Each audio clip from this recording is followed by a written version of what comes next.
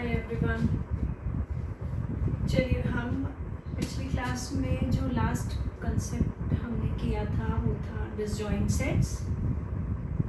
ठीक, disjoint sets आपको क्या बताया था मैंने? When intersection of two sets is equal to a null set. ये डिसजॉइंट सेट था, मतलब जब आप ये कह रहे थे कि दो सेट्स के अंदर there is no common element, then both the sets are said to be disjoint set, no element common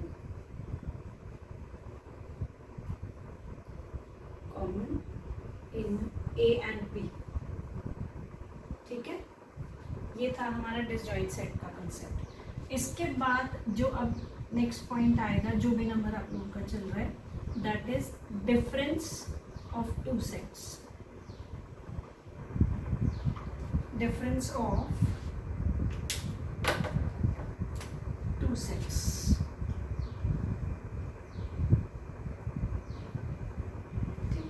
If A and B are two sets, if A and B are two sets, then their difference is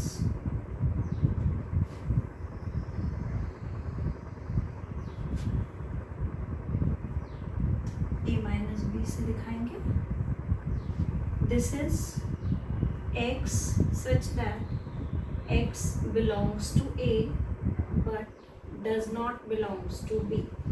मतलब A minus B is collection of all those elements which are present in A but not present in B, right? Example से और clear हो जाएगा। B minus A, ये definitions as it is, ये statements जो set builder form में डाले हैं ये बहुत इंपॉर्टेंट है। X belongs to B but does not belongs to A।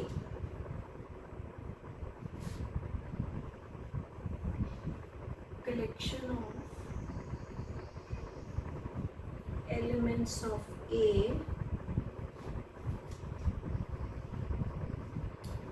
which are not present in B।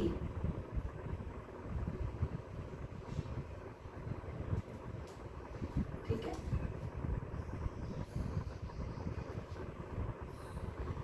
collection of elements of B which are not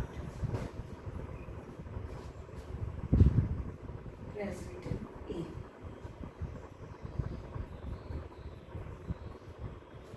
ये हो गया आपका A माइनस बी और B माइनस ए का डेफिनेशन। ठीक है, मतलब A माइनस बी में सिर्फ वो एलिमेंट्स आएंगे जो A में प्रेजेंट हैं लेकिन B में नहीं है, और B माइनस ए में वो सब जो B में है लेकिन A में नहीं है। ठीक है, चलिए एक क्वेश्चन देख लेते हैं इसका।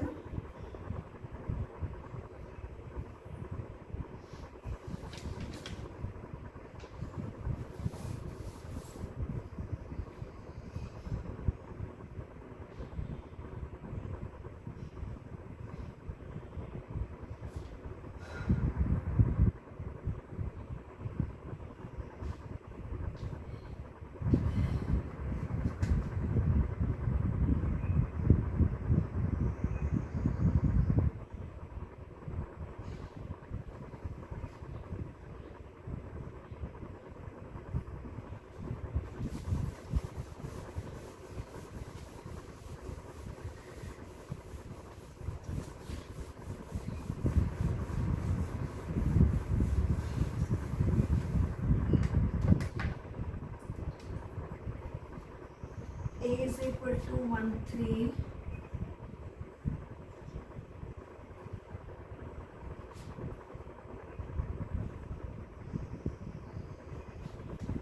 B is 3, 5, 7, 8।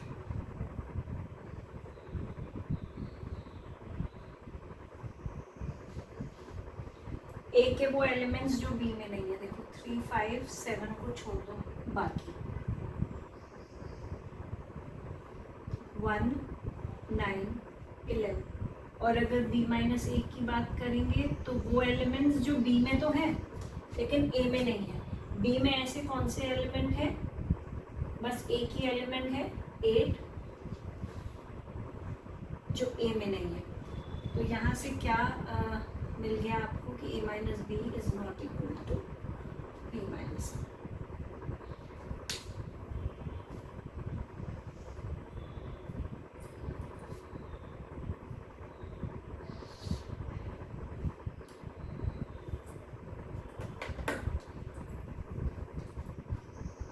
इसके बाद जो नेक्स्ट कंसेप्ट है symmetric difference.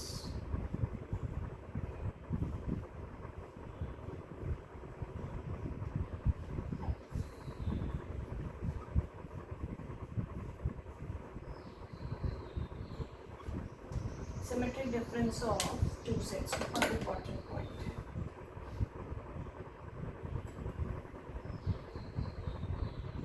If A and B are two sets,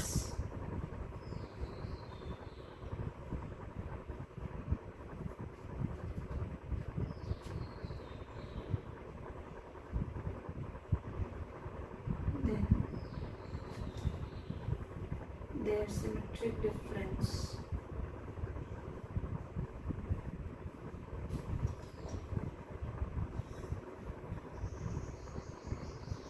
is denoted by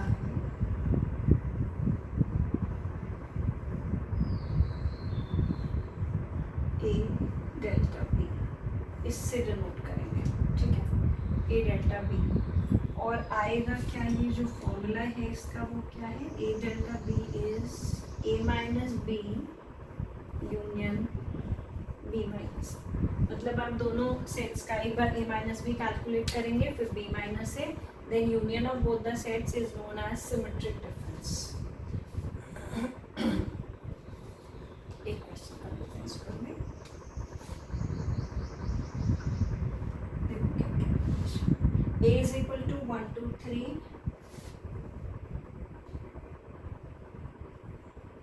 B is equal to 3 4 5।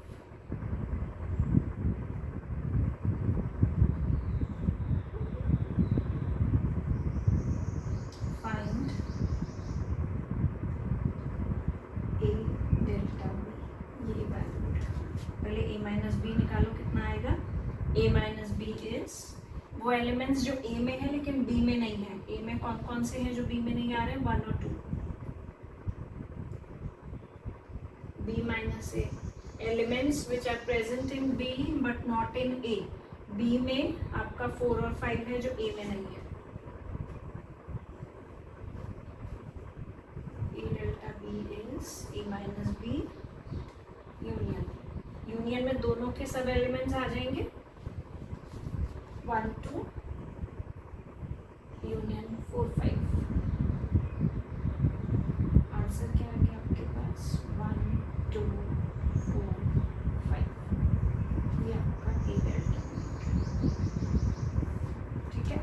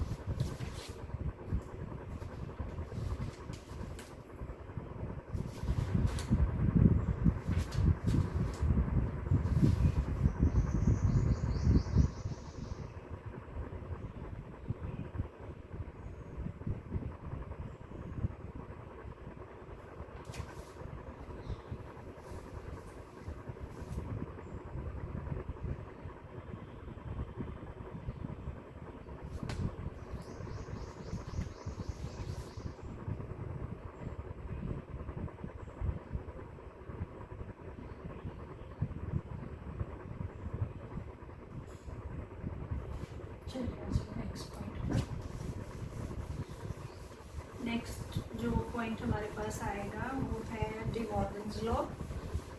इस पे कभी कभी छोटा सा क्वेश्चन मिल जाता है।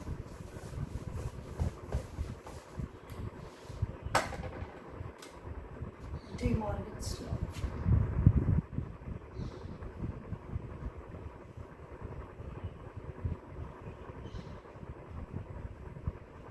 if U is any universal set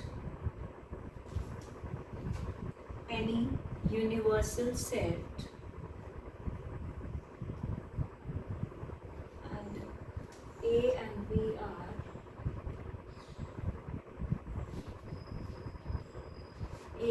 B are two sets, ये दिया है, एक यूनिवर्सल मेंशन कर दिया, और इन दोनों के लिए आपको एक कंडीशन दिया है सच दैट ए इज, ये साइन किसका है, प्रॉपर सबसेट का। प्रॉपर सबसेट आपको क्या बताया था, जिसमें मतलब a should not equal to 5, improper में 5 आएगा किसी भी सेट के। जब हमने सबसेट्स बनाए थे हम ये कह रहे थे 1 2 के सबसेट्स बनाने, देखो तो हम क्या कर रहे थे 1 2 1 2 एंड 5, ये 4 सबसेट्स बने। अगर प्रॉपर सबसेट्स की बात करोगे तो 5 is not included in proper, this is improper. तो ये स्टेटमेंट देने का मतलब सिर्फ इतना है कि a should not equal to 5, मतलब a एक नल सेट नहीं है, b is proper subset of universal, right. ये कंडीशन देनी है। तो इसमें आपके पास दो स्टेटमेंट्स आएंगे, a यूनियन b का complement is equal to a complement intersection b complement, और दूसरा a इंटरसेक्शन, साइंस बदल जाएंगे सिर्फ,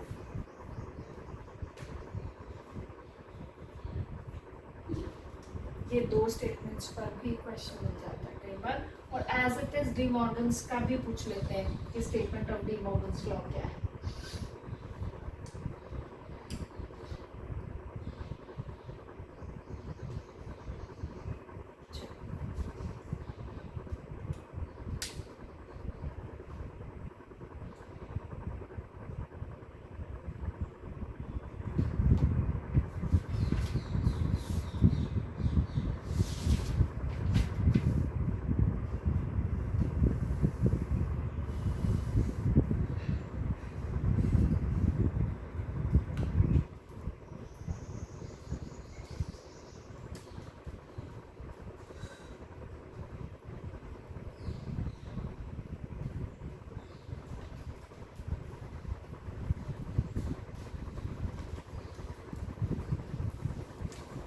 नेक्स्ट, अब जो कंसेप्ट हम करने जा रहे हैं बहुत ही इंपॉर्टेंट पॉइंट है, मैपिंग और फंक्शन। ठीक, क्या है देखिए मैपिंग और function.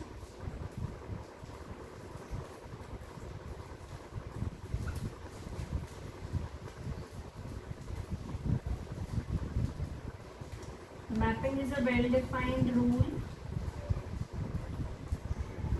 Mapping is a well-defined rule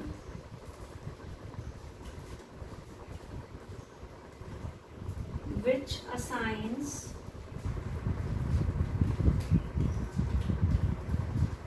every element of set A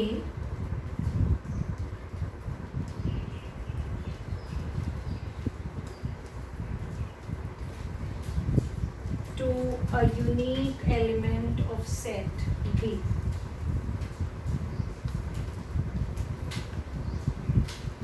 Of set B. ठीक, आप क्या कह रहे हो, देखो मैपिंग और फंक्शन क्या है। जब फंक्शन की बात करते हो तो आप ये कहते हो कि ये हमारे पास एक फंक्शन है, हम ये कह देते हैं कि ये एक फंक्शन है। ठीक है, फंक्शन में आपके पास क्या आएगा, आप ये कह रहे हो कि x की वैल्यू 0 ले रहे हैं, x की वैल्यू 1 ले रहे हैं, x की वैल्यू 2 ले रहे हैं। ठीक है, तो f0 कितना आ जाएगा, इस पूरे फंक्शन के अंदर आप x को 0 डाल देंगे, 3 हो गए, फिर 1 डालोगे तो 2, 5 हो गया, 2 डालोगे 7 हो गया। ठीक, मैपिंग क्या है, एक जबकि 0 जब आप रख रहे हो x को तो एक पर्टिकुलर वैल्यू 3 मिल रही है आपको, 1 रखने पे यही आपको बोला है कि एक वेल डिफाइंड रूल क्या है, वेल डिफाइंड रूल क्या हुआ, 3 more than twice of x। ये तो रूल हो गया जो आप लोग पढ़ते हुए छोटी क्लासेस में पढ़ते हैं। क्या रूल है इस एल्जेब्रिक फंक्शन को लिखने का, y is 3 more than twice of x। ये तो क्या हुआ, ये जो मैंने लिखा है आपका कि वेल डिफाइंड होना चाहिए, तो वेल डिफाइंड तो ये हो गया। और दूसरा क्या हुआ, which assigns every element of set A और बी की अगर बात करें तो x की जो वैल्यूज है वो एक सेट में डाली जाती है, 0 1 2, ठीक है। और जो फंक्शन की वैल्यूज आ रही हैं उनके ऊपर, उसको एक दूसरे सेट में डालोगे आप, that are 3 5 and 7, which assigns every element of set A। इसको रिप्रेजेंट करने का क्या तरीका आएगा कि फंक्शन को आपने ए सेट से बी सेट पे डिफाइन किया है, यहाँ पर 0 1 2 3 5 7, 0 पे 3 आ रहा है, 1 पे 5 आ रहा है, तो ये एक एलिमेंट को एक यूनिक एलिमेंट से असाइन कर रहा है, this is called a function. Clear हो रही है बात? आप क्या कह रहे हो कि एक सेट ए के एलिमेंट्स दूसरे सेट बी के यूनिक एलिमेंट्स के साथ मैप हो रहे हैं, ठीक है। क्लियर है ये पॉइंट? ये जो तरीका है इसको आप क्या बोलते हो कि वेन डायग्राम पे रिप्रेजेंट कर रहे हो। 0 की इमेज क्या है, 3, आपने x को 0 डाला तो जो वैल्यू आ रही है that is called image of that value. आपने कहा x को 0 रखा तो 0 वाली वैल्यू की इमेज कितनी है, 3, 1 रखा, 1 की इमेज 5, 2 की image 7, this is called function, ठीक है। चलिए फंक्शन के अंदर अब इसके बाद आपका इनवर्स ऑफ फंक्शन आएगा, कॉम्पोजिशन ऑफ फंक्शन आएगा। अब इसको नोट डाउन करिए फिर करते हैं।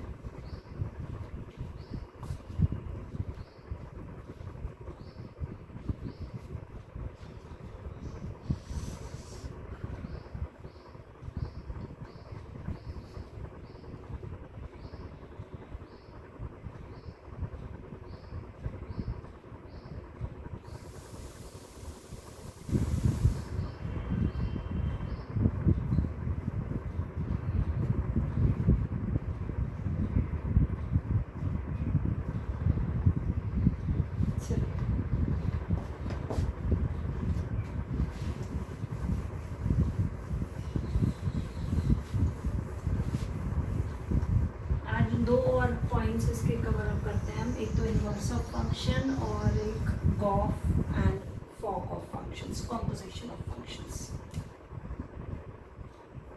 यहाँ से एक क्वेश्चन जरूर मिलेगा, inverse of function.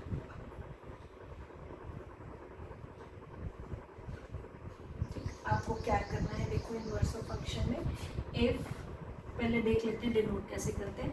If F x is any function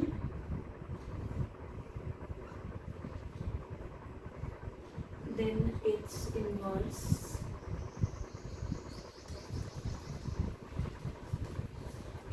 is denoted by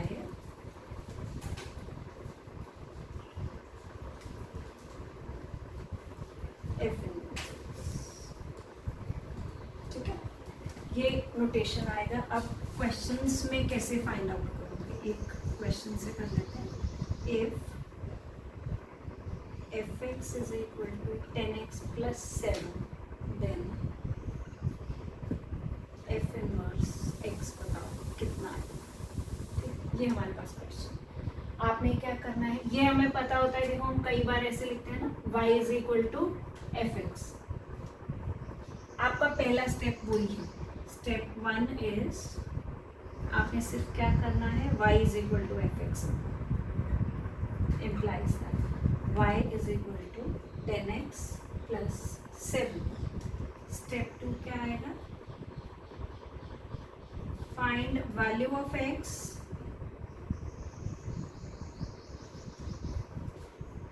in terms of y, ठीक। y के टर्म्स में x की वैल्यू कितनी हो गई, y माइनस 7 10x, 10 नीचे आ जाएगा। स्टेप 3 यहाँ से आंसर, थर्ड स्टेप में replace y by x in step 2। Step 2 में आपको जो मिला उसी में y को x से रिप्लेस कर दो, वो आपका आंसर है। देखो x को अगर ये f में इधर ले जाऊंगी तो वो क्या बन जाएगा, इनवर्स। ये इसका रीजन ये बेसिकली जो आंसर लिखने का, देखो आंसर अगर आपको लिखना है वैसे स्टेप से, सिर्फ आपको क्या करना है, इसमें y को x डालना है, दैट्स इट, ये आपका आंसर है। पर अगर आप ये समझ रहे हो कि ये पॉइंट आया कहाँ से है, तो उसका लॉजिक क्या है, आप ये कहते हैं कि ये y is equal to F X है, इसको हम इधर लेके जा रहे हैं, एफ इनवर्स y, x कितना हो गया, एफ इनवर्स y। तो इस x को, ये स्टेप सिर्फ आपको क्लैरिफाई करने के लिए, अदरवाइज इसकी वहाँ पे कोई ज़रूरत नहीं है। वहाँ पर आपको सिर्फ क्या करना है, स्टेप 2 में जो x की वैल्यू मिली है उसी को, सॉरी x की जो वैल्यू y के टर्म्स में मिली है उसी में y को x डाल देना है, वो आपका आंसर हो गया, ठीक। लेकिन ये स्टेप आया कैसे है, आपने कहा y is equal to F X है हमारे पास, ये देखिए इस f को मैं इधर ले जा रही हूँ तो ये बन गया मेरे पास। अब इसी x को f इनवर्स y यहाँ पे डालती हूँ, y माइनस 7। अब इससे अगर मुझे f इनवर्स x चाहिए तो just replace y by x, ये ठीक है। अदरवाइज आपको इतना सब करने की ज़रूरत नहीं है, ये सिर्फ इसलिए समझा दिया है कि कोई भी चीज़ याद ना करें आप लोग। आपको सिर्फ क्या करना है, सेकेंड स्टेप में जो वैल्यू मिली है उसी को f इनवर्स x चाहिए, तो जो ये वैल्यू आया है सेकेंड स्टेप में x का, उसमें ही y को x रिप्लेस कर देंगे बस, ठीक। एक दो क्वेश्चन और कर लेते हैं इसके।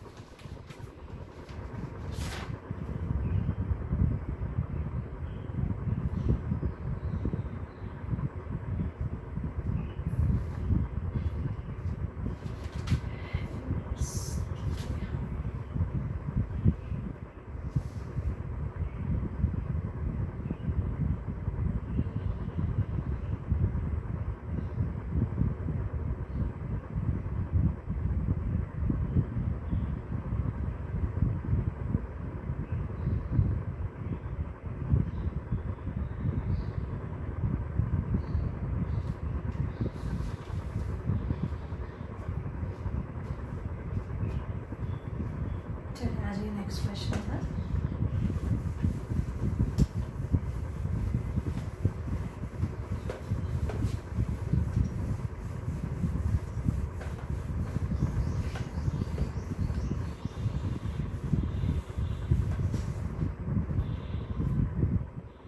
f from R to R, R to R means real to real पे डिफाइन किया है, ठीक।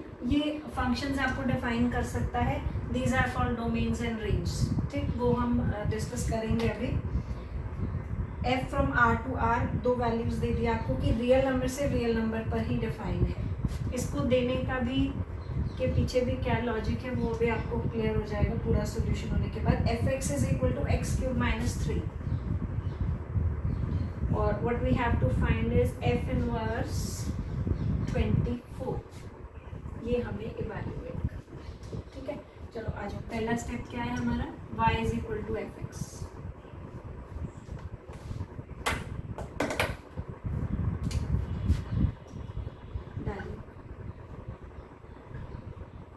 ये ओके, इधर ले आई,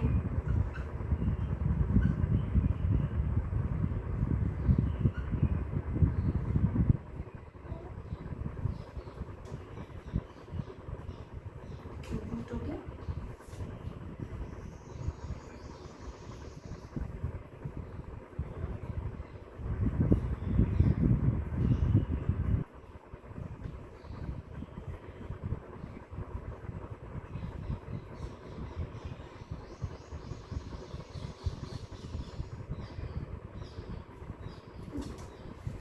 आपने सिर्फ क्या किया है, उसने वैल्यू दे दी थी आपको, वही वैल्यू में सब्स्टिट्यूट कर दिया मैंने। कैसे किया है एक बार दोबारा एक्सप्लेन कर देती हूँ। पहला स्टेप वही था, y is equal to F X, ये डाल दिया, x की वैल्यू y के टर्म्स में, राइट। यहाँ से बस आप एक स्टेप और डाल सकते हो अगर इसको समझने में दिक्कत आ रहा है तो, कि एफ इनवर्स x हमारे पास कितना हो गया, x प्लस 3 की पावर 1/3, और उसने हमसे क्या पूछा है, एफ इनवर्स 24, तो आप x को क्या कर देंगे, put x is equal to 24, then what we get is ये, उसके बाद ऐसे this is the answer, this is f inverse 24h, not x, this is f inverse x, ठीक है, ये आ रहा है ना मैडम, f इनवर्स x आता है, f इनवर्स 24, ये आपका आंसर, ठीक। और ये रियल टू रियल देने का लॉजिक ये, कई बार क्या होता है कि यहाँ पर आपको दो वैल्यूज मिल जाएंगी, उन दो में से इनमें एक ही लाई करेगा रियल नंबर्स में, तो आप आंसर शॉर्टलिस्ट करने के लिए ये दोनों सेट्स को वेरीफाई कराओगे बस, ठीक है। एक और करते हैं,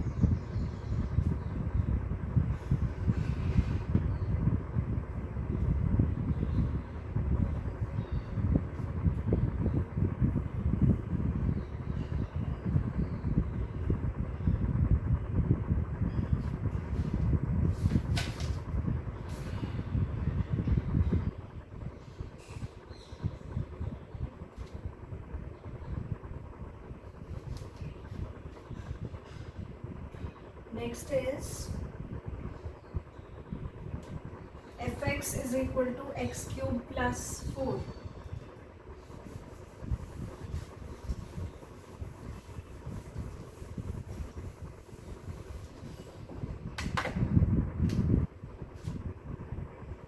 रियल टू रियल पे ही डिफाइन किया है अभी भी, x क्यूब प्लस 4, और what we have to find is f inverse 3। चलिए फर्स्ट स्टेप वाइज चलेंगे, y is equal to F X रखिए, फिर x की वैल्यू y के टर्म्स में, x cube is equal to y minus 4 का whole 1/3, fine. अब f इनवर्स x कितना हो गया यहाँ से हमारे पास, ये, और चाहिए क्या हमको,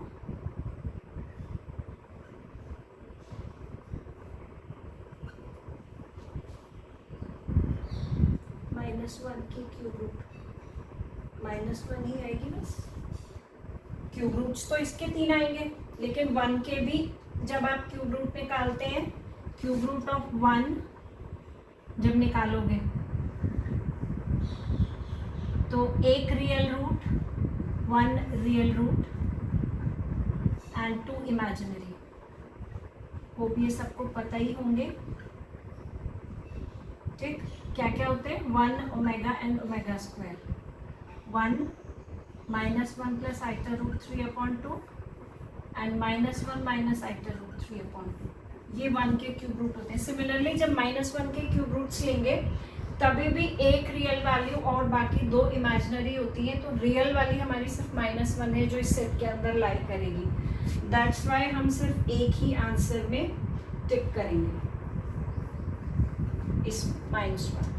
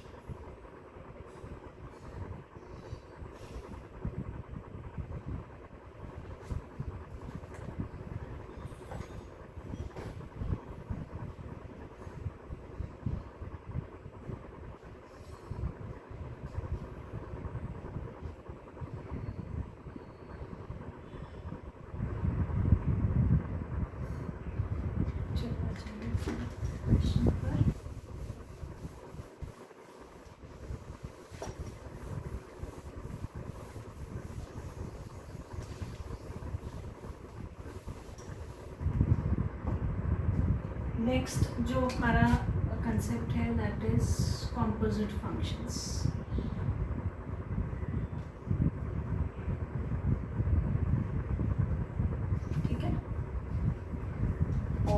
इसको आप बोलते हो composition of functions.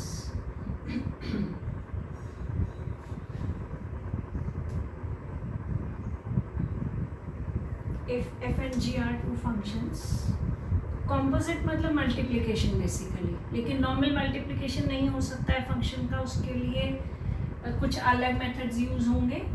If F and G are two functions, then their composite function is denoted by function is given by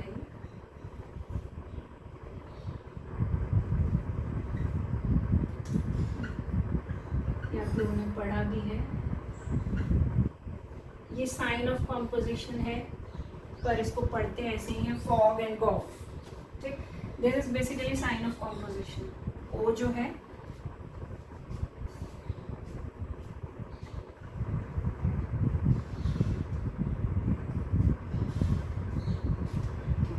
देखिए, इसको अगर ऑपरेट करना है मुझे तो this is F of G x.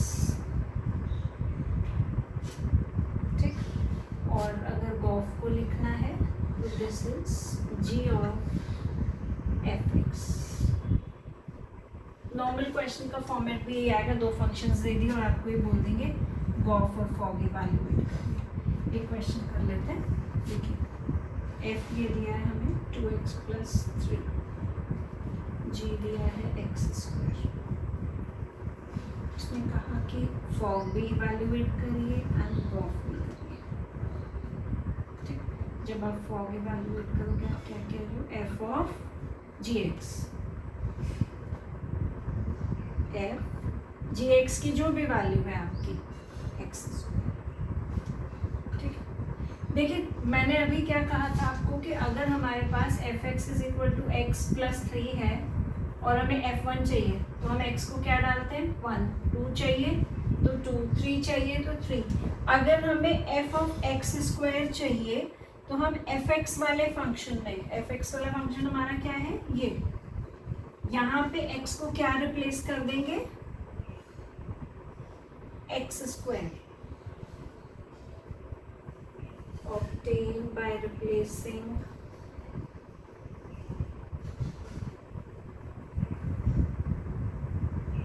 x to x² in fx। ठीक है, ये आपकी फॉग की वैल्यू आ गई, कुछ नहीं करना है। ठीक, यही स्टेप मेन है जो समझने वाला है कि एफ ऑफ x² चाहिए तो जो भी यहाँ ब्रैकेट में है, replace that value in place of x in the corresponding function जो भी यहाँ मेंशन किया है। fx है तो fx में, gx है तो gx में। ठीक है, चलिए अब gx कैलकुलेट करते हैं। g of fx,